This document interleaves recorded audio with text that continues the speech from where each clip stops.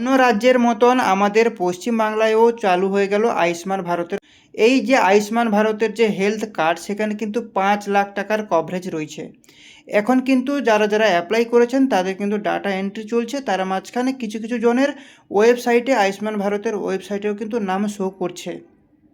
আবার কিছু কিছু জনের নাম এখনও আসেনি, যেহেতু ডাটা এন্ট্রি কাজ চলছে বর্তমানে।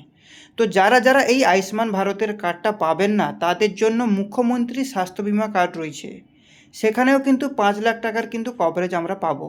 কারা কারা পাবেন না, দেখুন অনেক কিছু আয়ুষ্মান ভারতের ক্রাইটেরিয়া রয়েছে। সেই ক্রাইটেরিয়ার ভিত্তিতে যারা পেয়ে যাবেন রেশন কার্ডের উপরে ভিত্তি করে। যারা যারা পাবেন না, তাদের জন্য কিন্তু মুখ্যমন্ত্রীর স্বাস্থ্য বিমা কার্ড কিন্তু তাও রয়েছে।